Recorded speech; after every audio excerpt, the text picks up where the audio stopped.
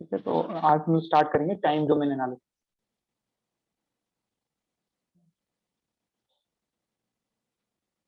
Time domain analysis. ठीक है, तो आप लोग दो वर्ड बहुत सुने होंगे, एक होता है एनालिसिस, ठीक है ना, एक होता है एनालिसिस और एक होता है सिंथेसिस। ठीक है ना, सिंथेसिस। तो इसमें क्या डिफरेंस है ये समझ लेते हैं पहले। एनालिसिस किसको बोलते हैं हम लोग?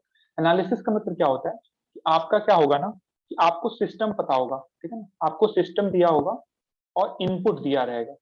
ठीक है ना, ये जो जो चीजें है ना, इनपुट और सिस्टम, इस इन दो चीजों के बारे में आपको नॉलेज रहेगा और आपको क्या निकालना क्या होगा, आपको आउटपुट निकालना होगा। ठीक है ना, इसको बोलते हैं हम लोग एनालिसिस। ठीक है, एनालिसिस का मतलब क्या होता है कि आपके पास सिस्टम का नॉलेज रहेगा कि कैसा सिस्टम है और आप क्या इनपुट दे रहे हो। ठीक है ना, ये चीज आपको पहले से पता होगी और आपको निकालना क्या होगा, आउटपुट निकालना होगा। ठीक है ना, आपका आउटपुट निकालना होगा, इसको बोलते हैं हम लोग एनालिसिस। ठीक है, सिंथेसिस क्या होता है? सिंथेसिस का मतलब ये होता है, ये डिजाइन से रिलेटेड। इसमें आपको इनपुट पता होगा, ठीक है ना, कि क्या आपको इनपुट देना है, आउटपुट पता होगा।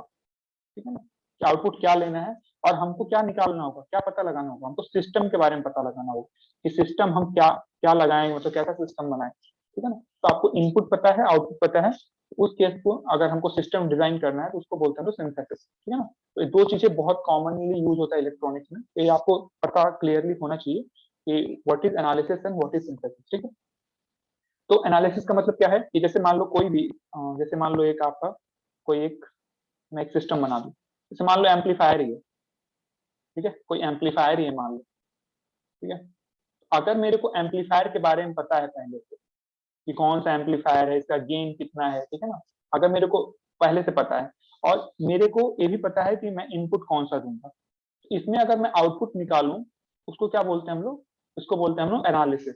मतलब मेरे को पहले से अगर इनपुट पता रहेगा और एम्पलीफायर के बारे में पता रहेगा कि इसका जो गेन है, इसका जो भी वोल्टेज गेन है, मान लो गेन है वो सपोज करा कि ए बी है।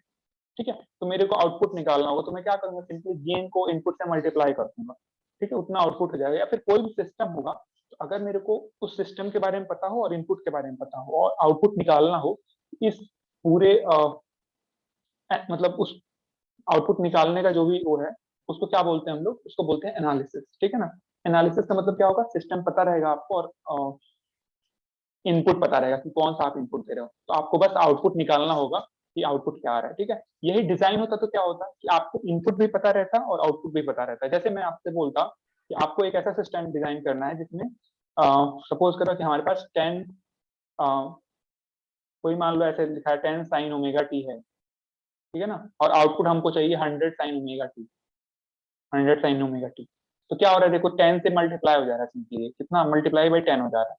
ठीक है, मल्टीप्लाई बाई 10 मतलब गेन इसका 10 है, तो आपको इस 10 गेन का सिस्टम डिजाइन करना होता है। ठीक है, तो उसमें क्या करना होता है आपको, उस प्रोसेस को क्या बोलते हैं, हम सिंथेसिस बोलते हैं, जिसमें आपको आउटपुट पता हो और इनपुट पता हो। ठीक है, सिंथेसिस बोलते हैं या फिर डिजाइन बोलते हैं, तो ये दो चीजें आपको क्लियर कट मतलब पता होना चाहिए। ठीक है, तो ये जो हम लोग देखने वाले हैं क्या है, time domain analysis.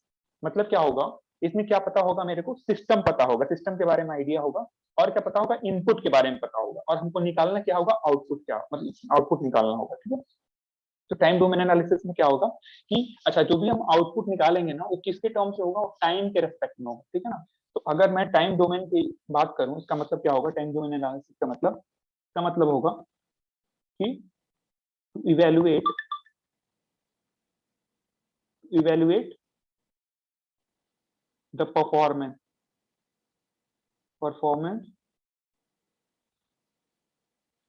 Of the system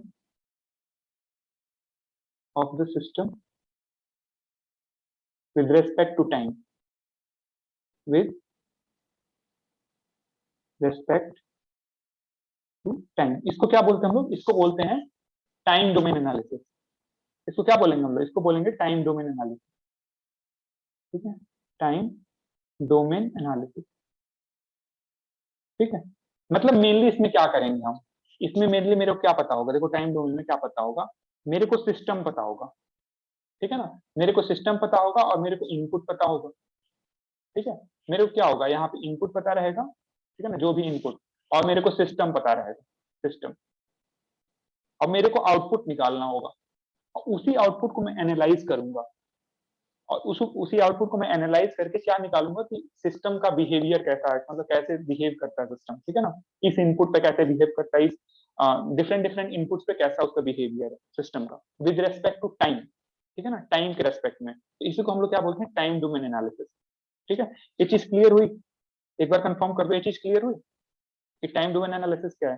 पहले तो आपको ये चीज क्लियर होना चाहिए कि एनालिसिस क्या है, ठीक है ना। तो एनालिसिस क्या है कि जब आपको सिस्टम के बारे में पता हो और इनपुट के बारे में पता हो और निकालना क्या हो, आउटपुट निकालना हो, ठीक है, तो इसको बोलते हैं हम लोग एनालिसिस। अब एक टाइम डोमेन एनालिसिस का मतलब क्या होता है कि हम क्या कर रहे हैं ना कि हम आउटपुट को, हम इसमें एनालिसिस जुड़ा हुआ है लेकिन टाइम डोमेन में जुड़ा है, मतलब हम क्या करेंगे, जो भी हम आउटपुट निकालेंगे ना विद रिस्पेक्ट टू टाइम निकालेंगे, ठीक है ना, टाइम के रेस्पेक्ट में हम उसको एनालाइज करेंगे। ये चीज क्लियर हुई कि नहीं जो मैं समझाना चाह रहा हूँ? एक बार कंफर्म कर दो फिर आगे बढ़ते हैं। ये क्लियर हुआ? Yes sir. ठीक है, तो ये हो टाइम डोमेन एनालिसिस। ठीक है, अब देखो जो टाइम डोमेन एनालिसिस है ना, उसको जानने से पहले हमको टाइम रेस्पॉन्स के बारे में जानना चाहिए, ठीक है ना। टाइम रेस्पॉन्स का मतलब, रेस्पॉन्स का मतलब आउटपुट से हुआ, ठीक है ना। तो हम लोग को जानना है टाइम रेस्पॉन्स के बारे में, टाइम रेस्पॉन्स। ठीक है, अब टाइम रेस्पॉन्स का मतलब क्या है, इसका मतलब क्या होता है, आप ऐसे इसको डिफाइन कर सकते हो, इफ द रेस्पॉन्स, रेस्पॉन्स का मतलब आउटपुट, ठीक है ना, रेस्पॉन्स का मतलब क्या होता है, आउटपुट होता है, ठीक है। If response of the system, of the system varies with respect to, with respect to time, then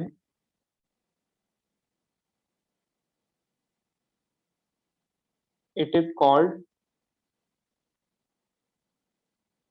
it is called as time response,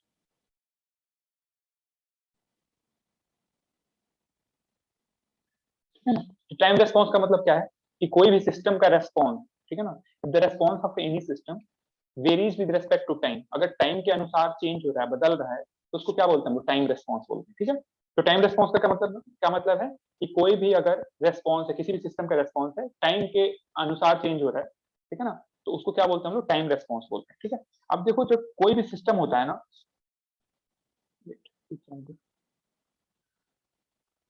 कोई भी अगर सिस्टम होता है तो बेसिकली उसमें क्या है, कुछ चीजें हैं कि जैसे आप मान लो कोई भी सिस्टम है, ठीक है, उसको आप अगर इनपुट देते हो, कोई अगर मैं मान लो एक सिस्टम है आपके पास, ठीक है, अभी हम पता नहीं, हमको नहीं पता ये सिस्टम किस टाइप का है, अंदर मेरे को नहीं पता है, बस मैं आपसे ये पूछ रहा हूँ कि अगर मान लो कोई सिस्टम है, ठीक है ना, कोई भी सिस्टम है, तो इस पे आप क्या करते हो, यहाँ पे इनपुट देते हो, ठीक है ना, एक इनपुट देते हो और यहाँ पे आउटपुट मिलता है मान लो, ठीक।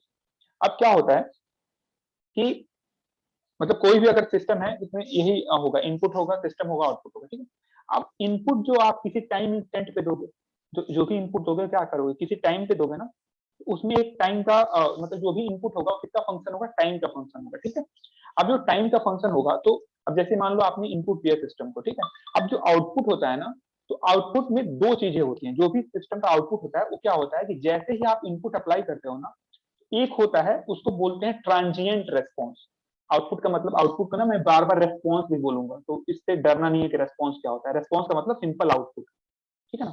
तो अ, जब आप इनपुट कोई भी देते हो तो उसमें दो तरीके का हमको आउटपुट मिलता है, एक तो जैसे ही आपने इनपुट अप्लाई किया ना, उसको सडनली एक आउटपुट मिलेगा, ठीक है ना, सडनली मिलेगा, ठीक है। जैसे जैसे मैं कहूं आपसे कि कोई ऑब्जेक्ट है, ठीक है ना, कोई ऑब्जेक्ट है रेस्ट पे है, ठीक है ना, कोई ऑब्जेक्ट है रेस्ट पे है, उस पे आप बाहर से अगर पुश देते हो, उस पे बाहर से आप फोर्स अप्लाई करते हो, तो सडनली क्या होता है, मतलब जैसे ही आप मतलब कोई फोर्स अप्लाई करते हो ना, तो एक तो उसका स्टेट होता है कि उसमें मोशन आ जाता है, लेकिन मोशन से पहले और फोर्स अप्लाई करने के बाद एक ऐसा स्टेट होगा ना जिसमें कुछ उसमें वाइब्रेशन वगैरह होंगे या फिर कुछ उसमें एक ऐसा स्टेट आएगा जिसको बोलते हैं हम लोग ट्रांजिएंट स्टेट। तो ट्रांजिएंट स्टेट का मतलब क्या होता है कि आपने जैसे ही इनपुट अप्लाई किया ना, तो सिस्टम ना पहले क्या होता है ना कि कुछ देर के लिए ट्रांजिएंट स्टेट में चला जाता है। इसका नाम क्या है, जैसे ही आप इनपुट अप्लाई करते हो तो सबसे पहले जो ये होता है उसको बोलते हैं ट्रांजिएंट, ट्रांजिएंट रेस्पॉन्स, ठीक है ना, ट्रांजिएंट रेस्पॉन्स। अब ट्रांजिएंट रेस्पॉन्स का मतलब क्या है, जैसे ही आपने इनपुट, SIENT, ट्रांजिएंट, तो ट्रांजिएंट रेस्पॉन्स का मतलब क्या है, जैसे ही आपने इनपुट अप्लाई करा तो उस सडन इनपुट की वजह से ना, क्योंकि पहले तो कुछ नहीं था सिस्टम में, क्या है कोई भी सिस्टम है, अगर आप उसको मान लो कि कोई चीज अप्लाई कर इनपुट दे रहे हो, तो पहले तो कुछ नहीं था। अब जैसे ही इनपुट आता है ना, तो सिस्टम क्या होता है, उसमें डिस्टर्बेंस क्रिएट होता है सडनली, उसी को हम लोग बोलते हैं क्या, ट्रांजिएंट रेस्पॉन्स। जो आउटपुट पे सडन डिस्टर्बेंस क्रिएट होता है उसे क्या बोलते हैं हम लोग, ट्रांजिएंट रेस्पॉन्स बोलते हैं। जैसे आप स्विच ऑन करने दो, कोई लाइट है, ठीक है ना, आप देखे होंगे कि कोई लाइट को अगर आप स्विच ऑन करते हो ना, ऐसा नहीं होता है कि वो तुरंत, भले कुछ माइक्रो सेकंड के लिए ही होगा, लेकिन उसमें कुछ चेंजेस होंगे, डायरेक्ट अपने पीक पे वो नहीं जलना स्टार्ट कर देगा वो, ठीक है ना। कोई बल्ब हुआ, उसको स्विच ऑन करते हो, ठीक है ना, उसी पीरियड को हम लोग क्या बोलते हैं, ट्रांजिएंट रेस्पॉन्स बोलते हैं। और उसके बाद क्या होता है, जब वो सेटल्ड हो जाता है, एक बार आपका ट्रांजिएंट रेस्पॉन्स एक हो गया, उसके बाद वो सेटल्ड हो जाएगा। जैसे आप लाइट ऑन किया ना, आपका क्या होगा, उसकी इंटेंसिटी एक कांस्टेंट बनी रहेगी, ठीक है ना, उतना इमिट करेगा। जैसे मान लो 7 वॉट का एलईडी है, तो क्या होगा, पहले वो थोड़ा सा, मतलब जैसे ही आप स्विच ऑन करोगे ना, तो एकाएक वो नहीं होगा, कुछ सेकंड्स के लिए उसमें कुछ डिस्टर्बेंस मतलब जनरेट होगा, उसको बोलते हैं ट्रांजिएंट रेस्पॉन्स। उसके बाद से वो फिर 7 वॉट जो जो भी लाइट होगा, उसके उसको इमिट करना स्टार्ट करेगा, ठीक है, उसको हम लोग बोलते हैं स्टेडी स्टेट, ठीक है ना, उसको बोलते हैं हम लोग steady state, steady state response, ठीक है ना। तो पहला तो हो गया ट्रांजिएंट रेस्पॉन्स। ट्रांजिएंट रेस्पॉन्स कब होता है, कि जैसे ही आप सिस्टम पे कोई इनपुट अप्लाई करते हो, सडनली जो रेस्पॉन्स होगा वो आपका ट्रांजिएंट रेस्पॉन्स होगा। और जब सेटल्ड हो जाएगा वो चीज, मतलब सेटल्ड हो जाएगा, उसको क्या बोलते हैं हम लोग, स्टेडी स्टेट रेस्पॉन्स, ठीक है। तो ये चीज एकदम क्लियर होना चाहिए। तो जो भी टाइम रेस्पॉन्स होता है ना, जो भी किसी भी चीज का जो टाइम रेस्पॉन्स होता है, इन दो रेस्पॉन्स से मिलकर बना रहता है। कोई भी चीज का, कोई भी सिस्टम का जो टाइम रेस्पॉन्स होगा ना, तो दो रेस्पॉन्स मिलकर बना होगा, ठीक है ना। एक होगा ट्रांजिएंट रेस्पॉन्स, और दूसरा होगा स्टेडी स्टेट रेस्पॉन्स, ठीक है। ये चीज आपको एकदम क्लियर कट आपकी अंडरस्टैंडिंग होनी चाहिए, ठीक है। तो टाइम रेस्पॉन्स किसी भी सिस्टम का होगा, ठीक है। जैसे मान लो कोई किसी को मैं उसको डिफाइन कर रहा हूँ C(t) से, मान लो कोई सिस्टम है। अब इसका मैं बोलूँ आपसे कि टाइम रेस्पॉन्स क्या होगा, टाइम रेस्पॉन्स, तो क्या होगा, वो दो चीजों से मिलकर बना होगा। एक तो उसका ट्रांजिएंट रेस्पॉन्स CTR, ये भी टाइम का फंक्शन होगा, और दूसरा क्या होगा, स्टेडी स्टेट रेस्पॉन्स CSS, इन दो चीजों से मिलकर बना होगा, है ना। ये चीज आप हमेशा याद रखना, जो जो भी आपका टाइम रेस्पॉन्स होगा वो दो चीजों से मिलकर बना होगा। कौन कौन से, स्टेडी स्टेट रेस्पॉन्स, पहले तो ट्रांजिएंट रेस्पॉन्स होगा जो सडनली अप्लाई करने के बाद ही हो जाता है, ठीक है। और उसके बाद क्या होगा, कि स्टेडी स्टेट रेस्पॉन्स। अब जैसे मान लो कि आपको कोई सिस्टम दिया हुआ, एग्जाम्पल लिख लेते हैं, सब समझ में आ जाएगा मैं क्या कहना चाह रहा हूँ। एग्जाम्पल है, ठीक है, एक सिस्टम है कि लिखा है find the transient and steady state response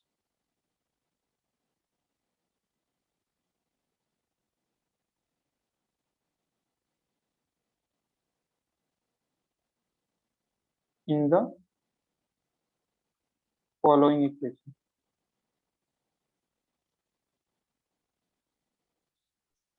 ठीक है। कंट्रोल सिस्टम पूरा डेरिवेशन बेस्ड सब्जेक्ट है, ठीक है। वैसे मेरे सब्जेक्ट में आप लोग अच्छा परफॉर्म नहीं करते हो, ठीक है, बट ट्राई करना कि अगर मैं कुछ बता रहा हूँ, ऑनलाइन चल रहा है क्लास, तो मैं तो देख नहीं पा रहा हूँ आप क्या कर रहे हो, ठीक है। मैं एक तरीका है कि मैं कैमरा सबका ऑन कर रहा हूँ, तो ट्राई करना कि साथ साथ इसमें प्रैक्टिस जरूरी है, ठीक है। तो इसको ये करके लिख के करना है, पूरा डेरिवेशन पूरा न्यूमेरिकल सब्जेक्ट है, ठीक है। इसमें कोई आपका बहुत थ्योरी कम होता है, ठीक है। कोई भी चीज होगा वो हमेशा डेरिवेशन बेस्ड ही होगा, तो साथ साथ लिखना और उसको प्रैक्टिस करना इंपॉर्टेंट, ठीक है। नहीं तो जानते ही हो कि नंबर कैसे आ रहे हैं आप लोगों। बाकी कोई नहीं, चलो। तो इसको find the transient and steady state response in the following equation. तो आपको अगर मैं आपको कोई सिस्टम का दे दूं, C(t) दे दूं, है ना, C(t) जैसे मान लो मैंने लिख दिया कि 10 प्लस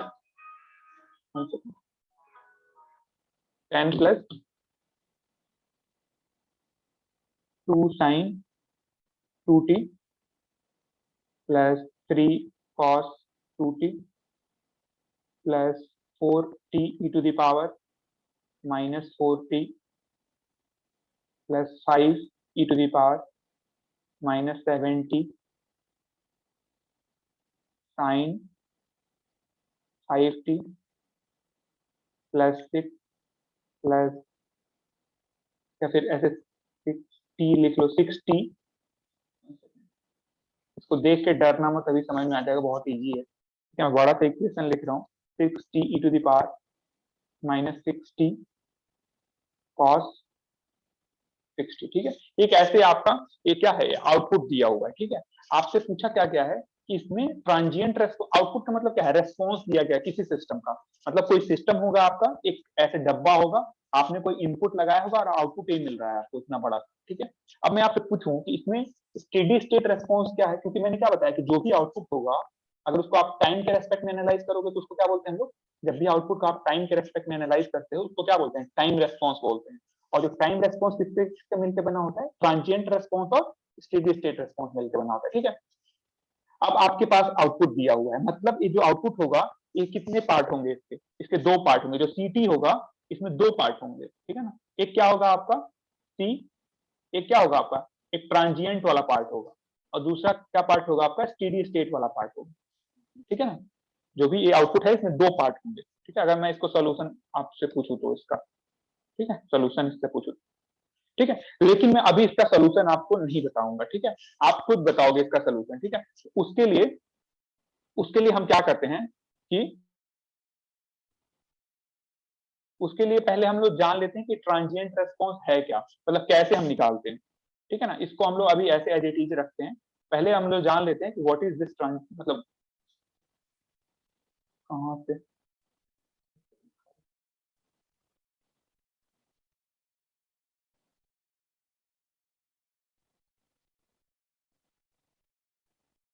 ठीक है, तो पहले जान लेते हैं कि निकालते कैसे हैं ट्रांजिएंट रेस्पॉन्स।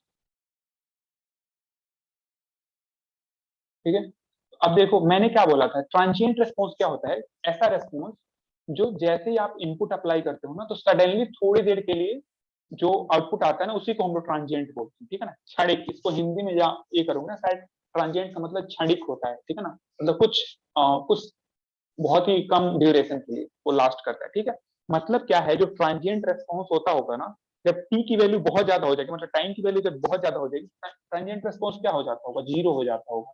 कोई चीज अगर बहुत कम टाइम के लिए लास्ट कर रहा है मान लो, यानी क्या होगा, अगर टी की वैल्यू आप बहुत ज्यादा करती है तो क्या होगा, जीरो हो जाएगा तभी। मतलब कोई चीज कम टाइम के लिए लास्ट करने का, अगर हमको कोई चीज है वो कम टाइम के लिए लास्ट कर रहा है तो उसको हम कैसे लिख सकते हैं, उसको ऐसे लिख सकते हैं ना कि मान लो कि आपका जो भी ट्रांजिएंट रेस्पॉन्स होगा सी, इसको ट्रांजिएंट रेस्पॉन्स को हम लोग कैसे लिखते हैं, सी टी आर और टी। ठीक है ना, टाइम का फंक्शन है तो इसलिए हम टी लिख रहे हैं। ठीक है, अब ये क्या होगा, इसकी वैल्यू मैं पूछूं कि टी की वैल्यू मैं बहुत ज्यादा कर दूं तो इसकी वैल्यू क्या हो जाएगी, जो भी ट्रांजिएंट होगा, ट्रांजिएंट से मैंने क्या कह रहा हूँ कि वो बहुत कम टाइम के लिए लास्ट करता है। ठीक है ना, तो जैसे मान लो कोई चीज है, जैसे मान लो, जैसे एक एग्जांपल लेते हैं, कोई सिग्नल है, ऐसे मान लो कोई ऐसे सिग्नल है, ऐसे करके ऐसे करके ऐसे ऐसे। ठीक है ना, ये मैं ऐसे सिग्नल ड्रॉ किया हूँ। ठीक है, ये आपका टी है। ठीक है, अभी देखो बहुत कम टाइम के लिए लास्ट कर रहा है, ये कितने टाइम के, बस इतने टाइम के लिए लास्ट कर रहा है, इसको बोलते हैं हम लोग सी टी आर, ट्रांजिएंट, या फिर सॉरी इसको आप टी आर ऐसे लिख सकते हो, ट्रांजिएंट टाइम। ये बहुत कम टाइम के लिए लास्ट कर। अब मैं पूछूं कि टी इक्वल टू इनफाइनाइट पे इसकी वैल्यू कितनी होगी, ये जो भी रेस्पॉन्स है C T equal to infinite पे इसकी वैल्यू कितनी होगी, तो बताएगा। कोई चीज अगर बहुत कम टाइम के लिए लास्ट करती है तो टी इक्वल टू इनफाइनाइट पे इसकी वैल्यू कितनी होगी,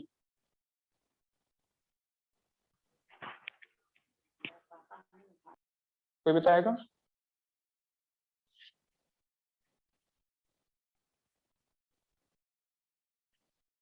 चलो एक एक एक इसी को और हम मॉडिफाई करते हैं। मैं पता नहीं, मैं समझा नहीं पाता हूँ तुम लोगों को, ऐसे पता नहीं क्या है। इसको इसको मैं ऐसे लिखता हूँ मिली सेकेंड में। चलो, ये टाइम एक्सिस है, एक्स एक्सिस पे टाइम है, और ये ऐसे है कि यहाँ आपका 0 सेकेंड है, यहाँ पे 0 सेकेंड है, यहाँ पे 1 सेकेंड है, सॉरी 1 मिली सेकेंड है, यहाँ पे 1 मिली सेकेंड है, यहाँ पे 2 मिली सेकेंड है, यहाँ पे 3 मिली सेकेंड है, ठीक है ना। अब मैं पूछूं कि यहाँ पे 3 मिली सेकेंड पे इसकी वैल्यू क्या है, ये मैंने ड्रॉ जो किया है ये आपका CTR है। तो मैं पूछूं 3 मिली सेकेंड पे क्या वैल्यू है इसकी, यहाँ पे सी इस पूरे प्लॉट में 3 यहाँ पे क्या वैल्यू है 3 मिली सेकेंड पे? 0। तो वही तो बोल रहा हूं मैं तब से, मैं क्या कह रहा हूं कि जब भी आप कितने टाइम के लिए लास्ट कर रहे हैं, देखो 1 मिली सेकेंड से कम के लिए लास्ट कर रहा है, तो 1 मिली सेकेंड के बाद इसकी वैल्यू क्या होगी, हमेशा 0 ही होगी ना, हर बार 0 होगी, यस। ठीक है। तो ट्रांजिएंट रेस्पॉन्स कैसे आप पता करोगे, जब आपका टी की वैल्यू इनफाइनाइट की तरफ टेंड करेगा। अगर मैं इसी चीज को अगर ऐसे कर दूं, limit T tends to infinite, अगर मैं इसी को लिख दूं तो इसकी वैल्यू क्या होनी चाहिए ट्रांजिएंट रेस्पॉन्स, खुद बताओ। जब मैं यहाँ पे एक एग्जांपल दिया, अगर मैं टी को बहुत बढ़ाता जाऊं तो ट्रांजिएंट रेस्पॉन्स की वैल्यू क्या होनी चाहिए, 0 होनी चाहिए, ठीक है, तभी उसको ट्रांजिएंट बोलेंगे, ठीक है। ट्रांजिएंट का ही मतलब क्या है, क्षणिक, बस एक क्षण के लिए, एक मोमेंट के लिए, बहुत कम टाइम के लिए वो लास्ट करेगा, उसके बाद वो वैल्यू क्या होगा, खत्म, 0 हो जाएगा, ठीक है। तो मैं पता कैसे करूंगा, जब मैं टी टेंड्स टू इनफाइनाइट करूंगा तो वो क्या हो जाएगा, ऑटोमेटिकली 0 हो जाएगा, ठीक है। तो इसी को हम लोग क्या बोलते हैं, ट्रांजिएंट रेस्पॉन्स बोलते हैं, ठीक है ना। तो इसको डिफाइन कैसे करेंगे, ट्रांजिएंट रेस्पॉन्स कैसे आप डिफाइन करोगे, इसको डिफाइन करोगे, it is the part, it is the part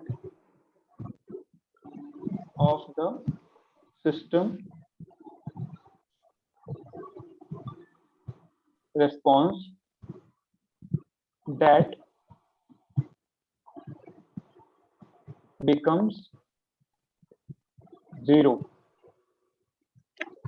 that becomes 0 as t becomes very large, as t becomes very large, ठीक है ना। जब t की वैल्यू बहुत ज्यादा हो जाएगी तो क्या हो जाएगा, ऑटोमेटिकली 0 हो जाएगा, क्योंकि ट्रांजिएंट रेस्पॉन्स लास्ट ही बहुत कम टाइम के लिए करता है, तो इसको बोलते हैं हम लोग ट्रांजिएंट रेस्पॉन्स, ठीक है ना। ये चीज आपको एकदम क्लियर कर होनी चाहिए, ठीक है। अब देखो एक चीज कि अब कोई चीज देखो, अब इसमें ध्यान से देखो, इस वाले में देखो एक चीज, इसमें आपको बताओ, ये जो पहला टर्म है, देखो पहला क्या है, 10 है, पहला टर्म इसमें क्या दिख रहा है, 10 दिख रहा है आपको।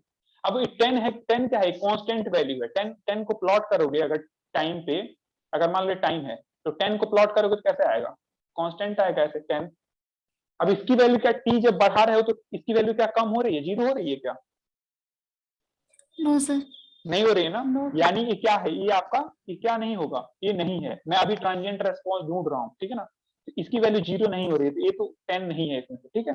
अब आते हैं 2 sin 2t, साइन थीटा का कर्व कैसे होता है आपका, साइन थीटा कर्व ऐसे होता है, ठीक है, साइन थीटा कर्व ऐसे, ठीक।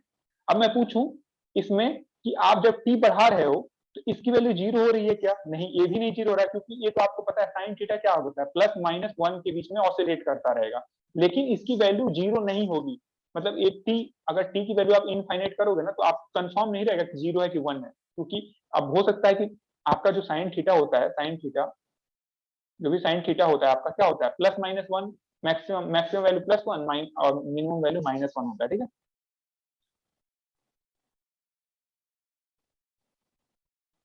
वेट 1 सेकंड, ठीक है। ये आपका क्या होगा, ये ऑसिलेट करता रहेगा +1 और -1 में, तो ये भी टर्म जो है ना, इसके बारे में भी आप नहीं कह सकते कि इनफाइनाइट पे 0 हो जाएगा, तो ये भी टर्म क्या नहीं है, ये भी टर्म आपका ट्रांजिएंट रेस्पॉन्स का पार्ट नहीं है।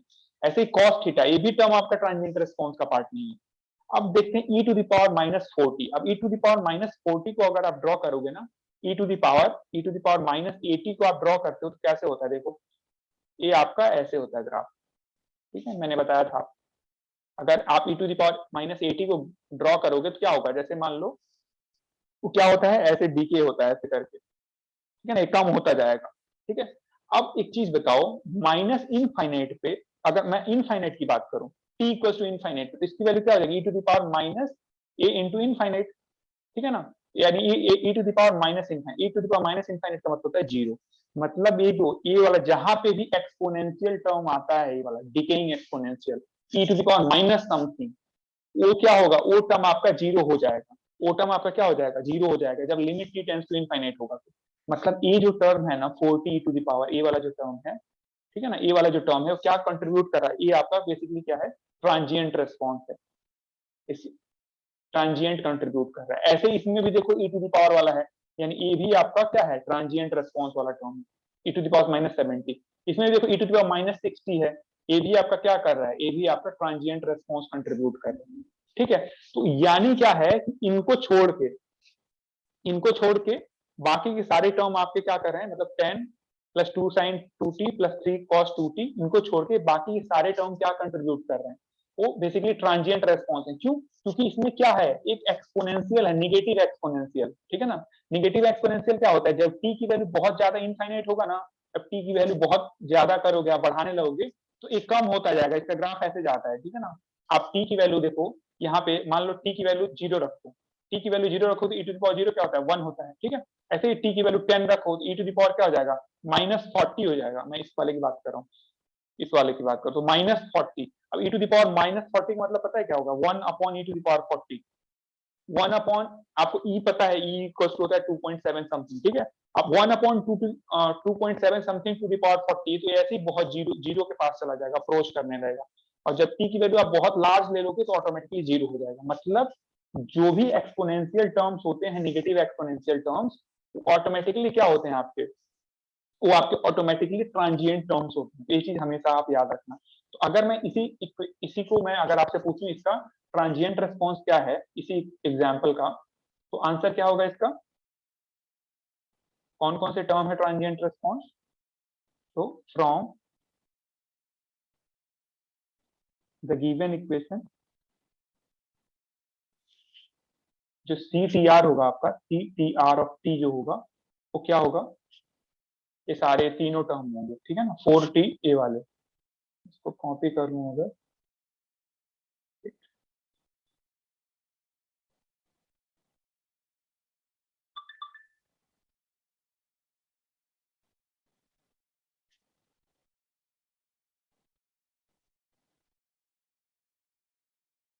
ये जो सारे टर्म्स होंगे आपके,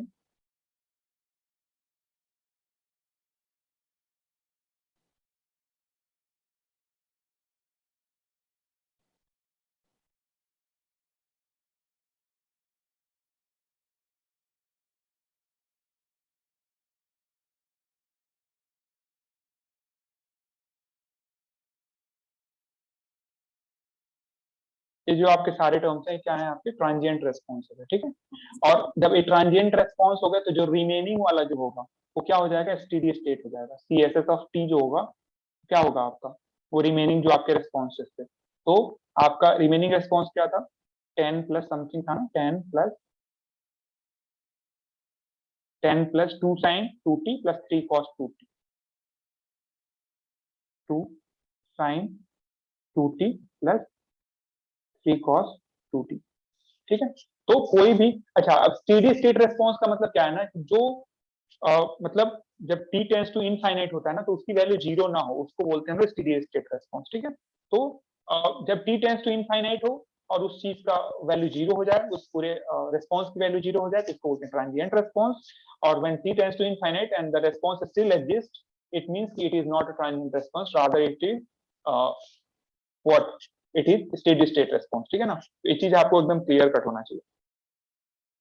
ओके, तो अगर मैं एक एग्जांपल और लेता हूं, एक एग्जांपल और देखते हैं। जैसे मान लो लिखा हो C T equal to 10 plus 3t cos 2t plus 10 sine 3t। इसमें बताओ कि ट्रांजिएंट रेस्पॉन्स क्या है, what is the transient response, जल्दी से बताओ। इसमें रिस्पॉन्स इसमें ट्रांजिएंट इसमें रेस्पॉन्स तो क्या है, नहीं है सर। एग्जैक्टली है ही नहीं। इसमें है ही नहीं। ठीक है ना, तो ये चीज ऐसा नहीं होगा कोई सिस्टम में ट्रांजिएंट रेस्पॉन्स हो ही, इस सिस्टम में जो ट्रांजिएंट रेस्पॉन्स की वैल्यू क्या है, 0 है। तो सी टी आर जो है इसमें क्या है, 0 है।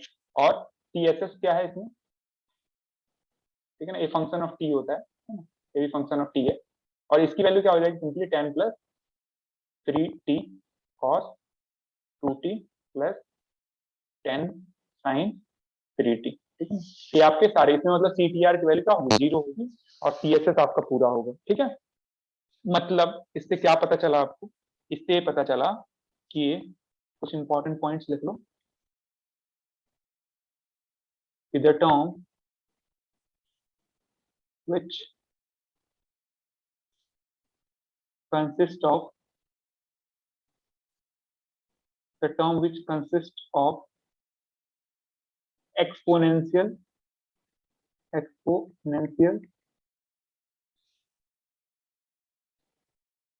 decay parameter इसका मतलब क्या होता है? एक्सपोनेंशियल डीके पैरामीटर मतलब e to the power -at के टाइप का कुछ, ठीक है ना? ठीक है ना, मतलब माइनस का वो होना चाहिए फंक्शन, मतलब e to the power -t होना चाहिए समथिंग, ठीक है? प्लस t होगा तो बढ़ता जाएगा, ठीक है ना? तो इसे इसको क्या बोलते हैं? एक्सपोनेंशियल डीके पैरामीटर, या फिर आप ये बोलते हो डीके पैरामीटर भी बोलते हो। डीके का मतलब कोई चीज कम होती जा रही है, ठीक है ना? तो e टू द पावर हमेशा माइनस के उसमें होना चाहिए, e to the power -3t, e to the power -4t ऐसे होना चाहिए, ठीक है? तो e to the power -80 type of thing, ठीक है ना? तो पैरामीटर is always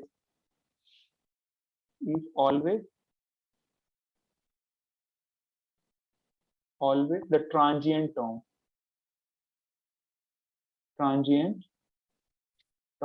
ठीक है? तो ट्रांजिएंट टर्म क्या होता है?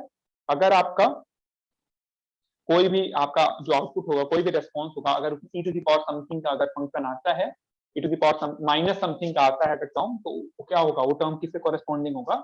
वो टर्म कॉरेस्पॉन्डिंग होगा ट्रांजिएंट के कॉरेस्पॉन्डिंग होगा, ठीक है? एक इंपॉर्टेंट चीज, दूसरा चीज, ठीक है? तुरंत ज्वाइन करना अगर बीच में डिस्कनेक्ट होता है तो, ठीक है? नेक्स्ट आता है इसमें कि हम लोगों ने क्या देखा था? पोल जीरो डायग्राम देखा था, आपको याद होगा, ठीक है? जैसे हम लोगों ने क्या, जैसे मान लो हमारे पास है s+2 है, मान लो किसी सिस्टम का जो ट्रांसफर फंक्शन क्या होता था? आपको याद होगा, v0s/vis, याद है ना? ट्रांसफर फंक्शन को कैसे करते थे? आउटपुट का Laplace transform divided by input का लैप्लास ट्रांसफॉर्म, ठीक है? अगर मान लो आपके पास ऐसा इक्वेशन है, अब जो हम इसी का हम लोग क्या करते थे, जो भी ट्रांसफर फंक्शन होता था, इसी को हम लोग क्या करते थे? पोल जीरो प्लॉट करते थे इसका, ठीक है ना? इसका पोल जीरो प्लॉट कैसे होता था? एक सिग्मा एक्सिस